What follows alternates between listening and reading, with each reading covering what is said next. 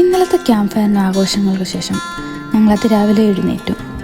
അതിമനോഹരമായ ആ പ്രഭാതം ഒരു കോഫിയോടുകൂടി ഞങ്ങൾ ആരംഭിച്ചു. ഇന്ന് നല്ല തെളിഞ്ഞ കാലാവസ്ഥയായിരുന്നു, ഒപ്പം നല്ല കാറ്റുമുണ്ടായിരുന്നു. ആ ഊർജ്ജസ്വലമായ ദിവസം ഞങ്ങളുടെ യാത്ര കൂടുതൽ ആവേശഭരിതമാക്കി. ഇന്ന് ഞങ്ങളുടെ സ്കോട്ട്ലൻഡ് യാത്രയുടെ അവസാന ദിവസമാണ്. സ്കോട്ട്ലൻഡിൻ്റെ ഹൃദയമായ എഡിൻബ്രോ നഗരമാണ് ഇന്നത്തെ ഞങ്ങളുടെ ലക്ഷ്യം. Edinburgh, A mysterious city.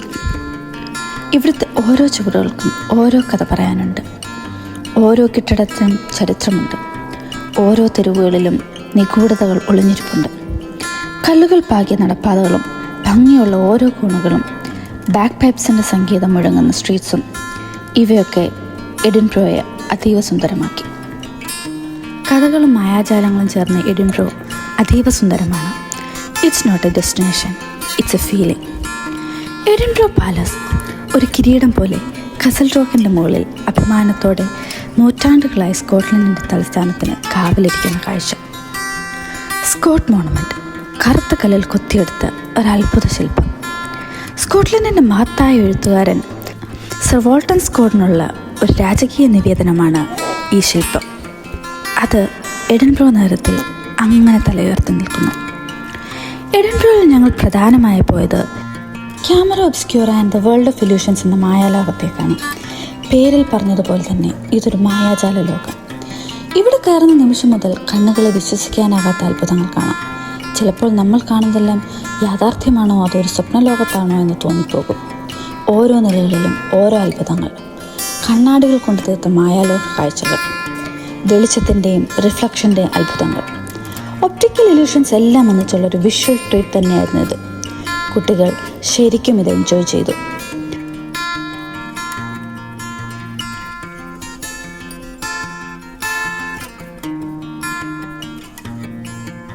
Especially the roof top view point. അവിടെ നിന്ന് കാണുന്ന എഡിൻബ്രോ നഗരത്തിൻ്റെ കാഴ്ച അത് ഒരത്ഭുതം തന്നെയാണ്. എഡിൻബ്രോ കാസൽ, ദ സ്കോട്ട് മോണമെൻറ്റ്, അങ്ങനെ എല്ലാം അവിടെ നിന്ന് കാണുമ്പോൾ ഒരു ചിത്രം പോലെ തോന്നും.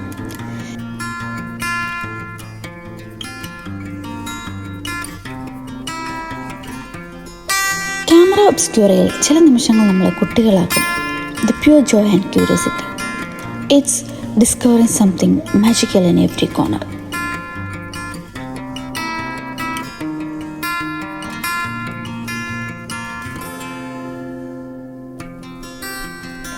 ഉച്ചവരെ ഞങ്ങൾ എഡിൻബ്രോ നഗരത്തിൽ ചെലവഴിച്ചു. അതിനുശേഷം തിരികെ ഒരിക്കൽ കൂടി ഇവിടെ വരുമെന്ന് ഉറച്ച തീരുമാനത്തോടെ ഞങ്ങൾ അവിടെ നിന്ന് യാത്ര തിരിച്ചു. ചില യാത്രകളെ മനോഹരമാക്കുന്നത് സ്ഥലങ്ങളും അവിടുത്തെ അനുഭവങ്ങളും മാത്രമല്ല, ഒപ്പം യാത്ര ചെയ്യുന്ന ഒരു കൂട്ടം മനുഷ്യർ കൂടിയാണ്.